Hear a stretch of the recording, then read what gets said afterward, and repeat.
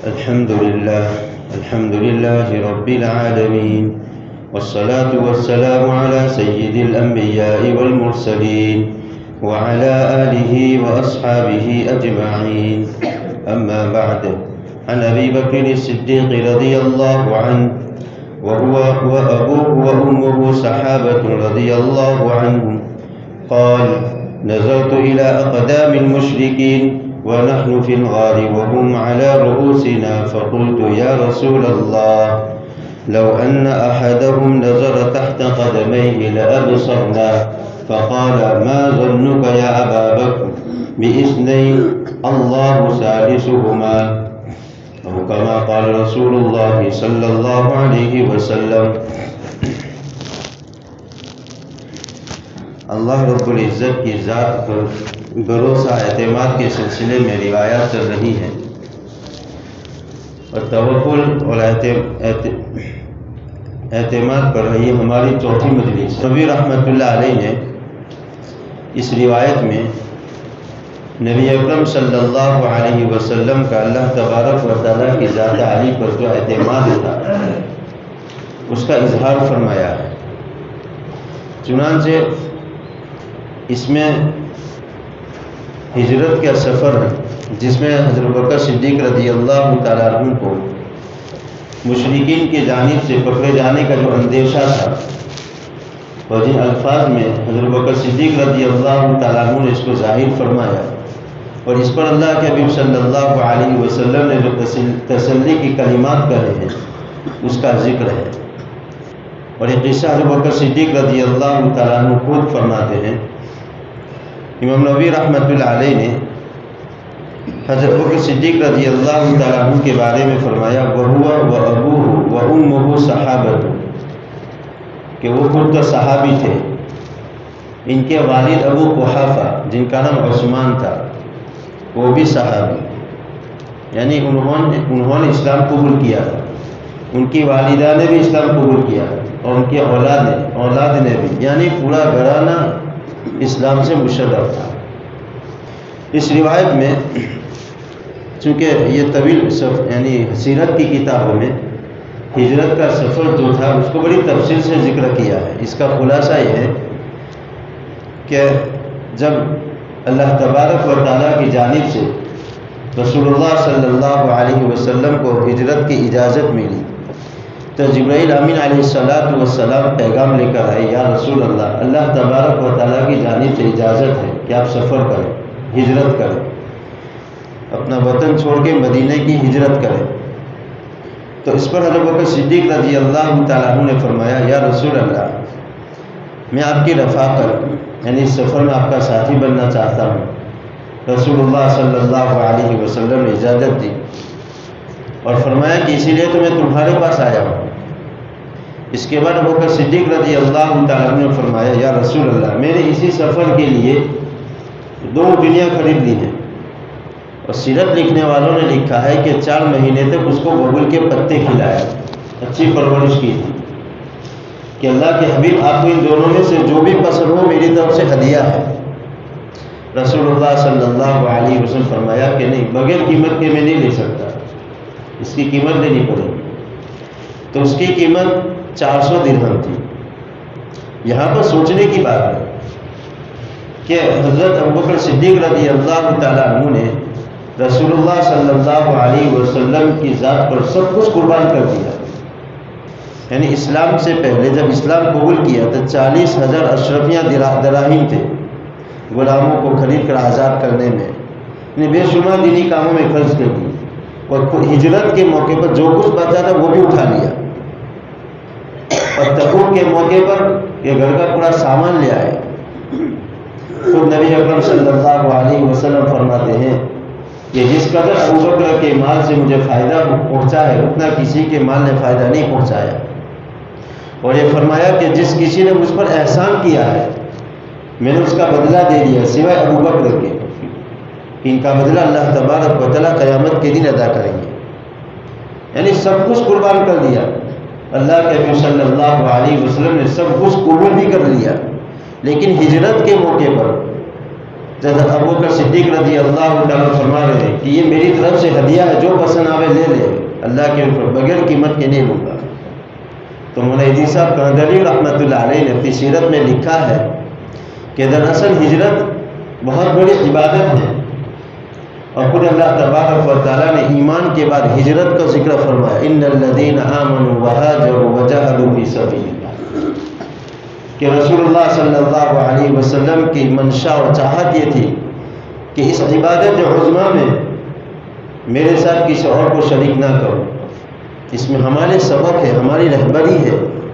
کہ ہم بھی ہماری جو بھی عبادت ہو کہ ہم اللہ کے راستے کا تقاضا ہے، ہم اپنا خود مان لگائیں۔ سفر حج کا سفر ہے، ہم اپنا خود مان لگائیں، اور بے شمار عبادتیں ہیں، ہماری کوشش ہو کہ اس عبادت کے اندر ہمارے ساتھ کوئی دوسرا شریک نہ ہو مال کے اعتبار سے۔ اس لیے اللہ کے نبی صلی اللہ علیہ وسلم امت کی تعلیم کے لیے حالانکہ سب کچھ قبول کر لیا، ابو بکر صدیق رضی اللہ تعالیٰ عنہ کا ہجرت کے موقع پر کہ بغیر قیمت کی اونٹنی نہیں لوں گا، تو 400 دراہم ادا کی۔ خیر اس کے بعد دونوں روانہ ہو گئے، چونکہ یہ خطرہ تھا کہ مشرکین کو پتہ چلے گا کہ یہ لوگ مکہ چھوڑ کر ہجرت کر گئے تو ظاہری بات ان کی تلاشی لی جائے گی، ان کا تعاقب کیا جائے گا۔ اس لیے مناسب اور بہتر یہی تھا کہ فوراً سفر نہ کرے، اپنے آپ کو کچھ دنوں کے لیے چھپائے۔ چنانچہ اللہ کے حبیب صلی اللہ علیہ وسلم اور ابو بکر صدیق رضی اللہ عنہ اپنے آپ کو 3 دن تک چھپایا۔ مکے کے باہر جو سور پہاڑ ہے اس کی غار سور میں اپنے آپ کو 3 دن تک چھپایا۔ چنانچہ وہاں پہنچے تو ابو بکر صدیق رضی اللہ عنہ فرمایا رسول اللہ ٹھہر جائے، میں پہلے غار کا معائنہ کروں، اس کی صفائی کروں، اس کے بعد آپ تشریف لائیں۔ غار کو صاف کیا گیا اور زہریلے جانور کے جو سوراخ تھے ان کو بند کر دیا، ایک سوراخ رہ گیا اور کپڑا نہیں تھا اس کو بند کرنے کے لیے، تو اللہ ابو بکر صدیق رضی اللہ تعالیٰ عنہ نے اپنا انگوٹھا وہاں رکھ دیا۔ اس کے بعد اللہ کے حبیب صلی اللہ علیہ وسلم کو فرمایا حضور تشریف لے آئے، چونکہ تھکے آ رہے تھے آپ صلی اللہ علیہ وسلم ابو بکر صدیق رضی اللہ تعالیٰ عنہ کی رات پر سر رو کر سو گئے۔ چنانچہ تعاقب کیا گیا اور ان مشرکین نے ایک آدمی رکھا جس کو عراف کہتے ہیں، یعنی جو گھوڑوں کے نشان کو پہچانتا رہے کہ مسافر نے کس طرف سفر کیا ہے، اور نشان دے کر اس غار تک پہنچے۔ لیکن اللہ تبارک و تعالیٰ نے حفاظت کے طور پر ایک انتظام فرمایا کہ فوراً کبوتری نے آ کر اپنا گھونسلہ بنا لیا، انڈے بھی دے دیے اور مکڑی نے جالا تان دیا۔ چنانچہ لوگ اوپر تک آئے، غار کے منہ تک پہنچے، دیکھا کہ یہاں تو مکڑی نے جالا تانا ہوا ہے اور پرندے نے انڈے لیے ہوئے ہیں۔ ظاہری بات ہے اگر کوئی آدمی اس میں داخل ہوتا تو غار کی ایسی صورت نہ ہوتی، اور غار میں چونکہ اندھیرا تھا، غار نیچے تھی، یہ 2 حضرات جو ہیں ان لوگوں کے قدموں کو دیکھ رہے تھے۔ تو ایسے موقع پر ابو بکر صدیق رضی اللہ تعالیٰ عنہ کا اندیشہ ہوا کہ ہم پکڑے جائیں گے، اس لیے کہ فطری چیز ہے، نہیں ایسے موقع پر آدمی سمجھ جاتا ہے، ایک خطرہ ایک اندیشہ لاحق ہوتا ہے۔ حالانکہ ابو بکر صدیق رضی اللہ تعالیٰ عنہ کمزور نہیں تھے، بلکہ امت میں سب سے طاقتور صحابی اگر کوئی تھے یا طاقتور کوئی آدمی تھا تو ابو بکر صدیق رضی اللہ تعالیٰ عنہ۔ آپ کی وفات کے بعد علی رضی اللہ تعالیٰ عنہ کے زمانہ خلافت میں حضرت علی خطبہ دے رہے اور صحابہ کو پوچھا کہ سب سے زیادہ بہادر اور شجاع آدمی کون ہے؟ لوگوں نے کہا کہ امیر المومنین آپ ہیں۔ کہا کہ نہیں، میری حالت تو یہ ہے کہ میں نے جس سے مقابلہ کیا یا جس نے مجھ سے مقابلہ کیا میں نے اس کا انتقام و بدلہ لیا۔ لیکن ابو بکر صدیق رضی اللہ تعالیٰ عنہ کی یاد کو تازہ کر کے کہنے لگے کہ ایک مرتبہ یہ مشرکین رسول اللہ صلی اللہ علیہ وسلم کو مار رہے تھے اور یہ کہہ رہے تھے انت جعلت الآلہۃ الہ واحدہ، کہ تو شخص ہے کہ جس نے تمام معبودوں کے ایک معبود بنا دیا ہے، مار رہے، اور ہم میں سے کسی کی ہمت نہیں ہو رہی ہے کہ حضور کے قریب پہنچے اور دشمنوں سے حضور کو نجات دلاوے۔ تو اچانک ابو بکر صدیق رضی اللہ تعالیٰ عنہ آئے، ایک مکہ اسے مارا ہے، دوسرا گھونسا اسے، اور تیسری تھپڑ اسے مارا، یعنی پورے مجموعے پر ہٹا دیا اور کہہ رہے ویلکم، تمہارا ناش ہو، تم پر افسوس ہو، اتقتلون رجلا ان یقول ربی اللہ، کہ ایسے آدمی کو تم مار رہے ہو، ایسے آدمی کو قتل کر رہے ہو جو کہتا ہے کہ میرا پروردگار اللہ ہے۔ یعنی ابوبکر صدیق رضی اللہ تعالیٰ عنہ نے وہ بات دہرائی جو بنی اسرائیل کی ایک مرد مومن نے کہی تھی حضرت موسیٰ علیہ السلام کی حمایت میں، حضرت موسیٰ علیہ السلام کی طرفداری میں، فرعون حامان کے سامنے کہی تھی کہ تقتلون رجلا ان یقول ربی اللہ، کہ ایسے آدمی کو قتل کر رہے ہو کہ جو یہ کہہ رہا ہے کہ میرا رب اللہ ہے۔ اس کے بعد علی نے فرمایا کہ خدا کی قسم مرد مومن کے مقابلے میں ابوبکر صدیق رضی اللہ تعالیٰ افضل تھے، اس لیے کہ بنی اسرائیل کے مرد مومن نے تو اپنا ایمان چھپایا تھا، یہاں وہ ابوبکر صدیق رضی اللہ تعالیٰ نے اپنے ایمان کو ظاہر کیا، یعنی اتنے شجاع بہادر تھے۔ لیکن چونکہ فطری ایک تقاضا ہے انسانی طبیعت کے اوپر، ایسے موقع پر ایک خوف طاری ہو جاتا ہے، تو ایسے موقع پر ابوبکر صدیق رضی اللہ تعالیٰ عنہ نے اللہ کے نبی صلی اللہ علیہ وسلم کو فرمایا، جس کے امام نبی رحمۃ اللہ علیہ نے اس روایت میں نقل کیا ہے، فرمایا کہ نظرت الی اقدام المشرکین، کیا مشرکین کے قدموں کو دیکھ رہے تھے، غار نیچی تھی، یہ 2000 مشرکین کو دیکھ رہے تھے، قدموں کو دیکھ رہے تھے، بالکل قریب تھے، وَنَحْنُ فِي الْغَارِ، اور ہم غار کے اندر موجود تھے، وَهُمْ عَلَى رُؤُوسِنَا، اور یہ لوگ جو تھے نا بالکل غار کے منہ پر کھڑے تھے، ہمارے سروں پر، یعنی غار کے منہ پر کھڑے تھے، دروازے پر کھڑے تھے، یعنی اتنے قریب تھے۔ فرماتے ہیں اللہ کے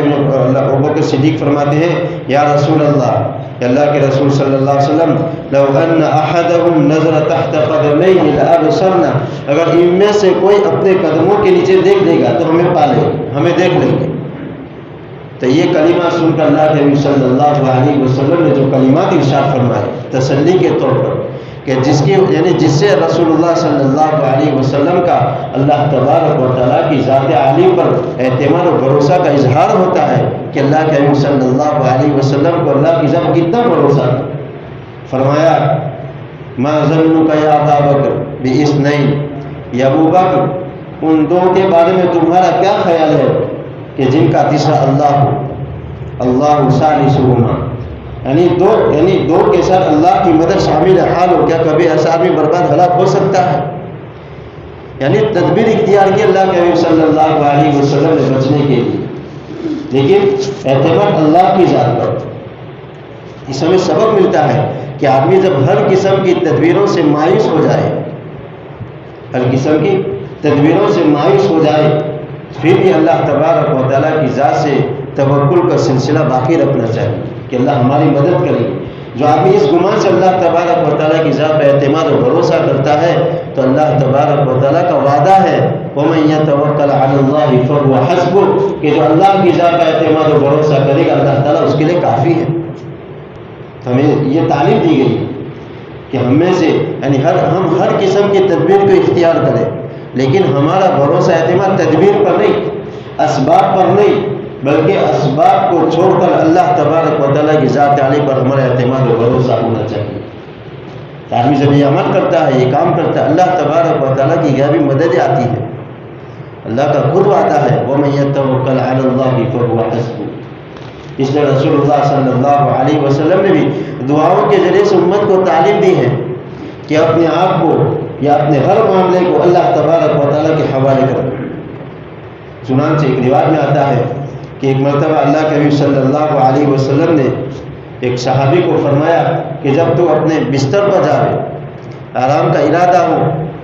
تو اس سے پہلے ایک دعا پڑھا کر اللہ کے نبی صلی اللہ علیہ وسلم فرمایا کہ اللہم اسلمت نفسی الیک، کہ اللہ میں اپنی ذات کو آپ کے حوالے کرتا ہوں، ووجہت وجہی الیک، اور میں اپنا رخ آپ کے سامنے کرتا ہوں، وفوضت امری الیک، اور میرے سارے معاملات آپ کے حوالے کرتا ہوں۔ گویا کہ اس کے اندر اللہ کے نبی صلی اللہ علیہ وسلم نے ہماری رہبری فرمائی ہے کہ ہمارا ہر معاملہ یا ہمارا کوئی بھی احوال ہو ہم اللہ تبارک و تعالیٰ کے حوالے کر دیں۔ باری تعالیٰ میری پوری ذات آپ کے حوالے ہے، میری حفاظت آپ کی ذمہ داری ہے، میرا کام بنانا آپ کی ذمہ داری ہے۔ اس کے بعد فرمایا وَلْجَأْتُ ظَهْرِي إِلَيْكَ، کہ میں اپنی پشت کے لیے آپ کی پناہ چاہتا ہوں، یعنی اپنی ذات کی حفاظت کے لیے، ہر قسم کے خطرات سے بچنے کے لیے آپ کی پناہ میں آنا چاہتا ہوں۔ رغبتاً ورہبتاً، آپ کی ذات کو امید کرتے ہوئے اور خوف اور ڈر کرتے ہوئے، لا ملجأ ولا منجأ منک الا الیک، اور آپ کے عذاب سے اگر کوئی چھٹکارا دے سکتا ہے تو آپ ہی کی ذات ہے۔ اللہ تبارک و تعالیٰ جب کسی کی پکڑ کرتے ہیں تو جب تک اللہ تبارک و تعالیٰ نجات نہیں دیں گے، آدمی کی نجات نہیں ہو سکتی، اس کو اللہ کی پکڑ سے کوئی چھٹکارا دینے والا نہیں ہو سکتا۔ لا ملجأ ولا منجأ منك الا الیک آمنت بکتابک الذی انزلت، باری تعالیٰ میں اس کتاب پر ایمان لایا جس کو آپ نے نازل فرمایا ہے، ونبیک الذی ارسلت، اس نبی کے اوپر ایمان لایا جس کو آپ نے نبی بنا کر مبعوث فرمایا۔ اس کے بعد فرمایا فإنک ان مت من لیلتک مت علی الفطرۃ، کہا کہ یہ دعا پڑھ کر اگر تو سو جائے اور اس حالت میں تیرا انتقال ہو جائے تو حالت ایمان کو تیری موت ہوگی۔ اگر تو صبح کرے گا یعنی موت کا وقت نہیں ہوگا تو جو صبح کو بھلائی پائے گا۔ تو دعاؤں کے ذریعے سے اللہ کے نبی صلی اللہ علیہ وسلم کی تعلیم فرمائی، یہاں تک کہ فرمایا کہ جب آدمی گھر سے نکلے تو دعا پڑھ کے نکلے، بسم اللہ توکلت علی اللہ لا حول ولا قوت الا باللہ، کہ میں بسم اللہ اللہ کے نام سے نکل رہا ہوں اور میں نے اللہ کی ذات کے اوپر اعتماد بھروسہ کیا۔ یہ دعا سکھائی گئی۔ چنانچہ بعض باتوں میں اتنی مختصر دعا بھی ہے، بسم اللہ توکلت علی اللہ لا حول ولا قوت الا باللہ، بعض بات میں اس کے آگے والے الفاظ بھی ذکر کیے گئے۔ چنانچہ امام نبوی رحمۃ اللہ علیہ نے اس کی بعد والی روایت میں یہی الفاظ ذکر کیے کہ اللہ کے نبی صلی اللہ علیہ وسلم کا معمول تھا کان اذا خرج من بیتہ، کہ جب آپ صلی اللہ علیہ وسلم گھر سے تشریف لے جاتے باہر نکلتے تو فرماتے بسم اللہ توکلت علی اللہ اللہم انی اعوذ بک ان اضل او اضل، باری تعالیٰ میں آپ سے پناہ چاہتا ہوں اس بات سے کہ میں گمراہ ہو جاؤں یا میں گمراہ کیا جاؤں، او اضل او اضل، اس بات سے پناہ چاہتا ہوں کہ میں لغزش میں مبتلا ہو جاؤں یا مجھے لغزش میں مبتلا کیا جائے یا کسی گناہ کا مرتکب ہو جاؤں، کہ میں کسی کے ذریعے سے گناہ کا مرتکب بنایا جاؤں۔ اور فرمایا او اظلم او اظلم، اس بات سے بھی پناہ چاہتا ہوں کہ میں کسی کے اوپر ظلم زیادتی کروں یا مجھ پر ظلم زیادتی کی جائے، او اجہل او یجہل علی، اور اس بات سے بھی پناہ چاہتا ہوں کہ میں کسی سے بدتمیزی کے ساتھ پیش آؤں، جہالت سے پیش آؤں، یا کوئی مجھ سے جہالت کے ساتھ یا بدتمیزی سے پیش آ، اس سے میں آپ سے پناہ چاہتا ہوں۔ یہ میں دعا سکھائی گئی،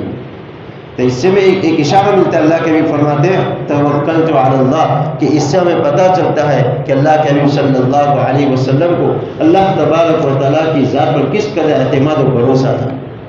یعنی کبھی اللہ کے نبی صلی اللہ علیہ وسلم اللہ کی ذات سے بھروسہ کرنے میں اور اللہ تبارک و تعالیٰ کی جانب سے ملنے والے اجر و ثواب پر بے نیاز نہیں ہوئے، اپنی بے نیازی نہیں بتائی۔ اور نبی کی ذات یعنی ہر نبی جو ہے حضرت آدم علیہ السلام سے لے کر جناب رسول اللہ صلی اللہ علیہ وسلم تک ہر نبی جو ہے اللہ تبارک و تعالیٰ کے اعتماد سے بے نیاز نہیں رہے، اللہ تبارک و تعالیٰ کے اوپر بھروسہ کرنے سے بے نیاز نہیں رہے، اجر و ثواب میں بھی بے نیاز نہیں رہے، یعنی ہر وقت اپنے آپ کو اجر و ثواب کا محتاج سمجھا۔ چنانچہ غزوہ بدر کے موقع پر کہ 313 صحابہ تھے، بعض روایتوں میں 314 315 بھی تھے، یعنی مشہور روایت 313 ہے، اور بے سر و سامانی کا یہ عالم تھا کہ اتنی بڑی جماعت میں صرف 2 گھوڑے تھے اور 17 اونٹ تھے۔ چنانچہ عبداللہ بن مسعود رضی اللہ عنہ فرماتے ہیں کہ ایک اونٹ 3 صحابہ کے درمیان مشترک تھا، نوبت بہ نوبت، یعنی باری باری اس پر سوار ہوتے تھے۔ چنانچہ ابو لبابہ، حضرت علی رضی اللہ عنہ اور رسول اللہ صلی اللہ علیہ وسلم تینوں ایک اونٹ میں شریک تھے، یعنی باری باری سوار ہوتے تھے۔ جب رسول اللہ صلی اللہ علیہ وسلم کی چلنے کی باری آئی تو 2 حضرات نے کہا یا رسول اللہ اب سوار ہو جائے، ہم آپ کے بدلے میں چل لیں گے۔ اللہ کے نبی صلی اللہ علیہ وسلم نے جواب دیا کہ نہیں، تم لوگ مجھ سے زیادہ چلنے میں طاقتور نہیں ہو، یعنی چلنے میں تم دونوں میرا مقابلہ نہیں کر سکتے۔ اس کے بعد فرمایا کہ میں تم سے زیادہ اللہ تبارک و تعالیٰ کے اجر و ثواب سے بے نیاز نہیں ہو سکتا، یعنی اعتماد ہو یا بھروسہ ہو یا اجر و ثواب ہو، کوئی نبی بھی اپنے آپ کو بے نیاز نہیں سمجھتا۔ یعنی اس میں ہماری رہبری ہے کہ نبی صلی اللہ علیہ وسلم جن کے دنیا کے لیے مغفرت کا پروانہ سنایا گیا کہ ہم نے تمہارے اگلے پچھلے سارے گناہ معاف کر دیے ہیں، یعنی اجر و ثواب میں اپنے آپ کو اتنا بے نیاز نہیں سمجھ رہے، بہت زیادہ محتاج سمجھ رہے ہیں، تو امت کو سبق دیا گیا کہ ہم بھی جو ہے اعتماد و بھروسہ کے سلسلے میں اللہ تبارک و تعالیٰ سے کبھی بے نیاز نہ ہوئے. تدبیر اسباب ضرور اختیار کریں، لیکن ہمارا اعتماد اور ہمارا بھروسہ تدبیروں پر نہیں، اسباب پر نہیں، بلکہ تدبیر اسباب کو چھوڑ کر رب تبارک و تعالیٰ کی ذات عالی پر ہمارا اعتماد و بھروسہ ہو. اور ایسے وقت بھی بھروسہ باقی رہے جب ساری امیدوں سے انسان مایوس ہو جائے، ساری تدبیروں سے انسان مایوس ہو جائے، پھر بھی یہ سوچے میرا کام بنانے والا اللہ تبارک و تعالیٰ ہے. اللہ تبارک و تعالیٰ کا وعدہ ہے وَمَن يَتَوَكَّلْ عَلَى اللَّهِ فَهُوَ حَسْبُهُ، کہ جو اللہ تبارک و تعالیٰ پر اعتماد کرتا ہے اللہ تعالیٰ اس کے لیے کافی ہو جاتے ہیں. اللہ تبارک و تعالیٰ اس کے استحضار نصیب فرمائے، ہم سب کو اس کا یقین نصیب فرمائے. اللہ تبارک و تعالیٰ ہمیشہ ہمیں اپنے حفظ و امان میں رکھے. آمین. وآخر دعوانا الحمدللہ رب العالمین. سبحان اللہ و بحمدہ، سبحانک اللہم و بحمدک، اشہد ان لا الہ الا انت، استغفرک و اتوب الیک. سبحان ربک رب العزة عما یصفون وسلام علی المرسلین والحمد للہ.